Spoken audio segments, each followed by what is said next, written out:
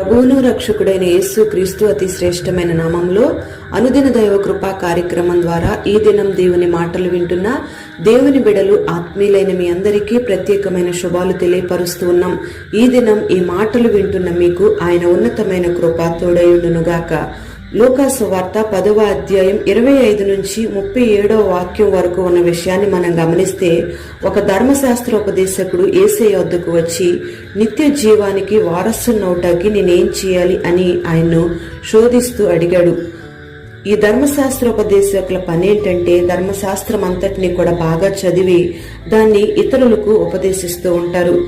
అయితే యేసయ్య అతన్ని చూసి, ధర్మశాస్త్రంలో ఏమి రాయబడి ఉంది, నువ్వేమి చదివావు అని అతన్ని అడిగినప్పుడు, అతడు నీ దేవుడైన ప్రభువును నీ పూర్ణ హృదయంతో, నీ పూర్ణ మనసుతో, నీ పూర్ణ శక్తితో, నీ పూర్ణ వివేకంతో నువ్వు ప్రేమించాలి, నిన్ను వలె నీ పొరుగువాన్ని ప్రేమింపవలెను అని వ్రాయబడి ఉంది అని చెప్పాడు.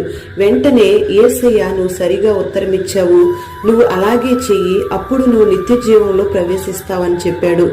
ప్రియ దేవుని బిడ్డలారా, మనము కూడా దేవుణ్ణి పూర్ణ వివేకంతో ఈ రీతిగా ప్రేమిస్తే, పరిశుద్ధ గ్రంథంలో ఉన్న 10 ఆజ్ఞలలో మొదటి 4 ఆజ్ఞలకు మనం లోబడినట్టే. అదే రీతిగా ఇతరులు మనతో అబద్ధం ఆడకూడదని, దొంగతనం చేయకూడదని, మనకు విరోధంగా ఏమీ మాట్లాడకూడదని ఏ రీతిగా మనం ఆశపడతామో, మనము కూడా ఇతరుల ఎడల అదే రీతిగా నడుచుకోవాలి.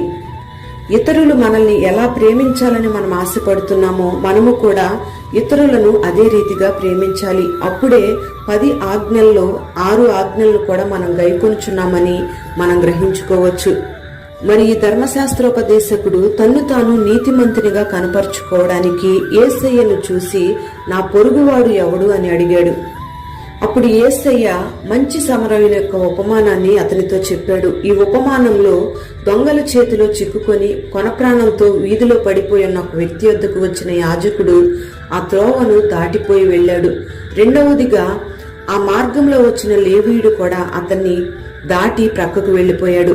ఎందుకు ఈ రీతిగా పడిపోయి ఉన్న వ్యక్తిని దాటి వెళ్లారు అని మనం ఆలోచన చేస్తే, ఈ యాజకుడు ఈ లేవీయుడు కూడా బలిపీఠం యొద్ద పనిచేసేవాళ్లే. ధర్మశాస్త్రాన్ని బట్టి రక్తంలో పడి ఉన్న ఒక వ్యక్తిని గాని, లేదా చనిపోయి ఉన్న ఒక వ్యక్తిని గాని ముట్టినట్లయితే వాళ్ళు అపవిత్రులుగా మార్చబడతారని, దేవుని సన్నిధిలో వాళ్ళు యాజక పనిని చేయలేక కొంతకాలం దూరంగా ఉండాల్సి వస్తుందని, వాళ్ళు దేవుని సేవ చేయడమే ప్రాధాన్యమని తమ పనిలో శ్రద్ధ చూపిస్తూ చనిపోతున్న మనుషునికి సహాయం చేయకుండా ఆ రక్తపు మడుగులో పడి ఉన్న వ్యక్తిని విడిచి వెళ్లిపోయారు. వీళ్ళిరువురు కూడా దేవుని యందు భయభక్తులు కలిగిన వాళ్లే, కానీ వీళ్ళ హృదయంలో దేవుని ప్రేమ లేనట్టుగా మనకు అర్థమవుతుంది. అయితే ఈ ధర్మశాస్త్రాన్ని ఎంత మాత్రం ఎరుగని ఒక సమరయుడు ఆ చోటికి వచ్చి, గాయపడిన అతడు పడి ఉండటం చూసి కనికరపడి అతని యొద్దకు వెళ్లి అతని గాయాలలో ద్రాక్ష రసాన్ని, నూనెను పోసి ఆ గాయాలను కట్టి చేయదగిన అన్ని ఉపచారాలను చేసి అతన్ని మరణం నుండి రక్షించినట్లుగా మనం గమనిస్తూ ఉన్నాం. ప్రియ దేవుని బిడ్డలారా, సామాన్యంగా సమరయులను గుర్చి మనం ఆలోచన చేస్తే, ఇశ్రాయేలు ప్రజలతో వీరికి మాత్రం కూడా సాంగత్యం ఉండదు. కనీసం వాళ్ళ చేతిలో నుండి నీళ్లు కూడా వాళ్ళు తీసుకుని తాగరు. అటువంటి వ్యక్తి కనికరంతో తన్ను వలె తన పొరుగువారిని ప్రేమిస్తూ వచ్చాడు. ఈ సమరయుడు దేవుని నీతిని నెరవేర్చాడు. అప్పుడు ఆ రక్తపు మడుగులో ఉన్న వ్యక్తి పొరుగువాడని యేసయ్య చెప్తూ వచ్చాడు. ఈ యొక్క ఉపమానంలో మనం ఒక విషయాన్ని గమనించినట్లయితే, ఈ ధర్మశాస్త్రోపదేశకులు, లేవీయులు అందరూ కూడా దేవుని ఆజ్ఞలో మొదటి భాగాన్ని పాటిస్తూ ఉన్నారు, కానీ రెండవ భాగమైన మనుష్యులను ప్రేమించాలి అనే విషయంలో తప్పిపోతూ ఉన్నారు. అయితే ఈ సమరయుడు మాత్రం మొదటి ఆజ్ఞను ఎరిగి ఉండలేదు, కానీ మనుష్యునికి మేలు చేయడం, మనుషుల్ని ప్రేమించడం మాత్రం తెలుసుకున్నాడు.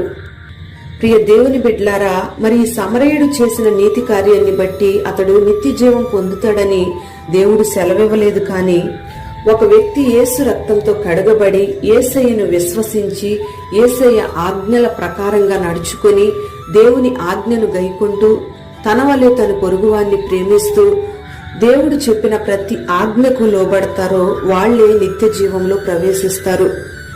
అందుకే ఈ మాటలు వింటున్న ప్రియ దేవుని బిడ్డ, నీవు దేవునిని ప్రేమిస్తూ నిన్ను వలె నీ పొరుగువారిని ప్రేమిస్తూ ఉన్నట్టయితే నీకు నిశ్చయంగా దేవుడు నిత్య జీవాన్ని అనుగ్రహిస్తాడు. మరి అట్టి కృప ఈ దినాన దేవుడు నీకు దయచేయునుగాక. ప్రార్థన. పరిశుద్ధుడైన తండ్రి, ప్రేమగల దేవానికి స్తోత్రం చెల్లిస్తూ ఉన్నాం. ఈ మాటలు విన్నని బిడ్డలందరినీ కూడా పేరు పేరున మీరు ఆశీర్వదించండి. ప్రతి ఒక్కరూ కూడా నిన్ను పూర్ణ మనస్సుతో, పూర్ణ వివేకముతో, పూర్ణ శక్తితో, పూర్ణ హృదయముతో నిన్ను ప్రేమించే మనస్సును మీరు కలుగు చేయండి. మంచి సమరయుని వలె తన పొరుగువాన్ని ప్రేమించే ఆ మంచి మనస్సును ప్రతి ఒక్కరికి మీరు దయచేయండి. ఆ రీతిగా నీ ఆజ్ఞలన్నిటినీ అనుసరించి నడుచుకునే కృపను నీ బిడ్డలకు మీరు దయచేయమని ప్రార్థన చేస్తూ ఉన్నాం. ఎవరైతే నీ రక్తము చేత కడగబడక, నీ యందు విశ్వాసం ఉంచక నీతిమంతులుగా తీర్చబడక ఉన్నారో వారందరినీ నీ పరిశుద్ధ రక్తంతో కడగమని ప్రార్థన చేస్తూ ఉన్నాం. ప్రతి ఒక్కరిని నీతిమంతులుగా మార్చి నీ నిత్య రాజ్యంలో ప్రవేశించడానికి నీ బిడలకు కృపను అనుగ్రహించి మార్గాలు సరళం చేయమని, ఈ మాటలు వినని బిడలందరికీ విస్తారమైన కృపను మీరు కలుగు చేసి దీవించమని యేసు పేరట వేడుచూ ఉన్నాము తండ్రి. ఆమేన్.